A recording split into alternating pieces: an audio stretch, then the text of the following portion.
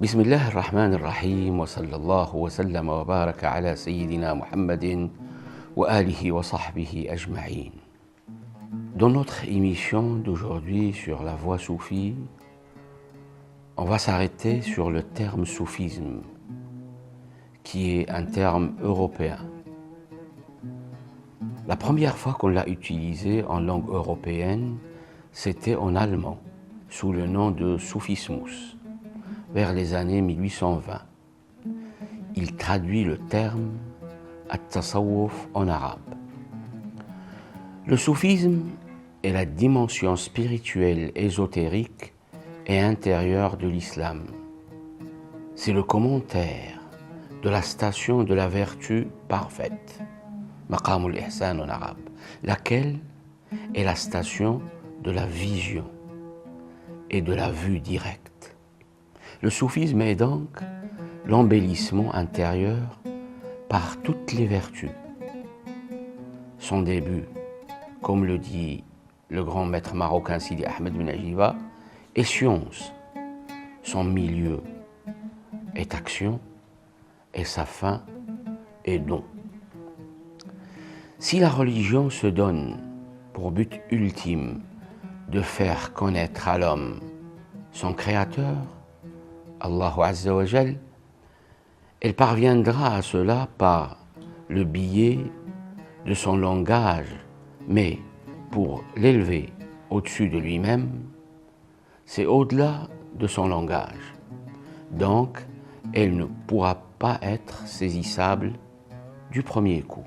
Et étant donné qu'elle veut élever l'homme au-dessus de lui-même, elle va le faire sortir de sa dispersion intérieure, de sortir de la prison du moi, qui est sa prison mentale, pour qu'il puisse découvrir cette liberté spirituelle de vivre la présence divine sous le regard de Dieu, ce qui est l'essence même du soufisme, l'essence même du tasawwuf.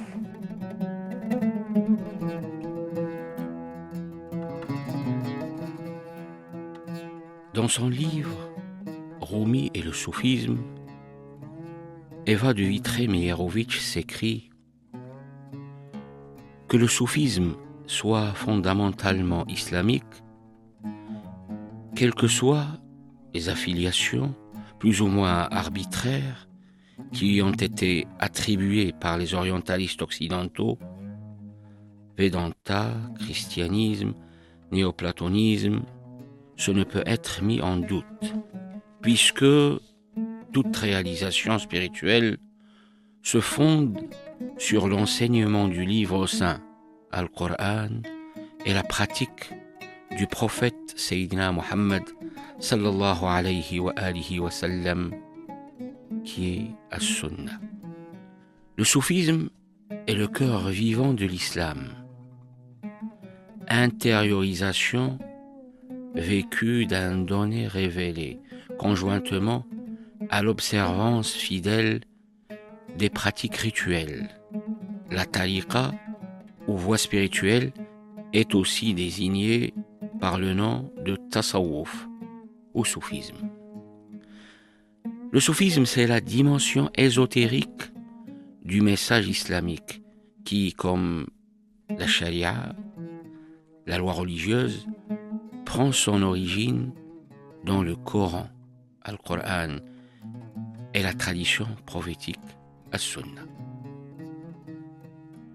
روى الإمام البخاري في صحيحه عن أبي هريرة رضي الله عنه قال: قال رسول الله صلى الله عليه وآله وسلم: إن الله قال: من عادى لي وليا فقد آذنته بالحرب، وما تقرب إلي عبدي بشيء أحب إلي مما افترضت عليه، وما يزال عبدي يتقرب إلي بالنوافل حتى أحبه، فإذا أحببته كنت سمعه الذي يسمع به، وبصره الذي يبصر به، ويده التي يبطش بها، ورجله التي يمشي بها. وإن سألني لأعطينه ولئن استعاذني لأعيذنه. Le prophète sallallahu alayhi wa sallam dit, et la parole n'est pas la sienne, c'est une parole divine, c'est un hadith qudsi, Allah Ta'ala dit, rien de ce qui rapproche mon serviteur de moi ne m'est plus agréable que l'accomplissement des obligations que je lui ai imposées. En plus, mon serviteur ne cesse de se rapprocher de moi par des pratiques surérogatoires jusqu'à ce que je l'aime. Et lorsque je l'aime, je suis lui par laquelle il entend, la vue par laquelle il voit, la main avec laquelle il empoigne, le pied sur lequel il marche. Le soufisme tout entier, ses aspirations, sa pratique, et même dans un sens sa doctrine, est résumée, comme le dit bien Martin Lings dans son livre « Qu'est-ce que le soufisme ?», dans ce hadith, dans cette tradition sainte, que les soufis citent peut-être plus souvent que tout autre texte, le Coran mis à part bien sûr. Le soufisme est la vocation, la discipline et la science permettant de se plonger dans le reflux de l'une des vagues de l'océan de l'unité divine et d'être ramené avec elle à sa source éternelle et infinie. Le grand maître, Al-Sheikh al-Akbar, Maulana Muhyiddin Ibn al-Arabi disait « Fais-moi entrer, ô Seigneur, dans les profondeurs de l'océan de ton unité infinie. » Le pôle marocain, Maulana Abdus Salam ibn Mashish al-Hassani, disait à son tour dans sa prière As-Salatul Mashishiyya وأغرقني في عين بحر الوحدة حتى لا أرى ولا أسمع ولا أجد ولا أحس إلا بها. Et noie-moi dans l'océan de l'unicité au point que je ne vois, n'entende, ne trouve, ne ressente que par elle, c'est-à-dire la vérité. Le soufisme est une poésie née du Coran. Il est la signification profonde du retour à l'un dans sa démarche prophétique pour éclairer l'avenir de la communauté à partir de ce sentiment intime de transcendance dans son thème fondamental de la beauté des signes qui nous renvoient à l'unique par leur révélation visible de l'invisible. À l'appel du Coran, Sanurihimu ayatina fil afaqi wa fi anfusihim. Nous leur montrerons nos signes aux horizons et en eux-mêmes. Fa'aynama tuwallu fathamma wajhullah. Où que vous tourniez, là est le visage de Dieu. Le sens de la réalité invisible des apparences visibles est en voyant en elles des apparitions au-delà des apparences, des signes, des symboles, des théophanies. Al-Mullah Abdurrahman al-Jami, mort en 1492 de l'ère chrétienne, écrit « L'univers est l'expression extérieure et visible de la réalité, et la réalité est la réalité intérieure et invisible de l'univers. » Maulana Jalaluddin Rumi écrit à son tour « Nous sommes comme la flûte, notre musique vient de toi. Nous sommes des lions blasonnés sur des étendards qui flamboient. Ton souffle invisible nous déploie sur le monde. Dieu a caché la mer et montré l'écume.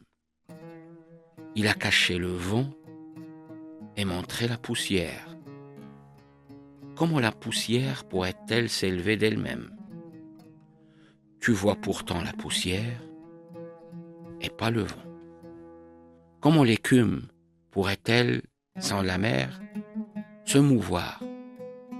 Mais tu vois l'écume et pas la mer. Les magiciens, devant les marchands, mesurent les rayons de lune et sont payés avec de l'or. Ce monde est un sorcier, et nous sommes les marchands qui lui achetons des rayons de lune. À chaque cœur, comme le dit admirablement Hujjatul Islam Abu Hamid al-Ghazali, malgré les différences individuelles, est prédisposé à connaître la réalité des choses, car il est une chose divine, Amrun Rabbani, et noble, qui, par cela même, se distingue des autres substances du monde, et car il est le lieu de la science des choses divines. Abu Abdillah Ahmad ibn al-Jalla a dit: le soufisme est une essence sans forme, parce que la forme appartient à l'humanité concernant leur conduite, tandis que l'essence est propre à Dieu. Et puisque le soufisme consiste à s'écarter de ce qui est humain, il est nécessairement dépourvu de forme. Ali ibn Bandar al-Sayrafi, An-Nisabouri de Nishapur, dit: le soufisme consiste en ce que le soufi ne considère pas son propre extérieur et intérieur, mais regarde tout comme appartenant à Dieu.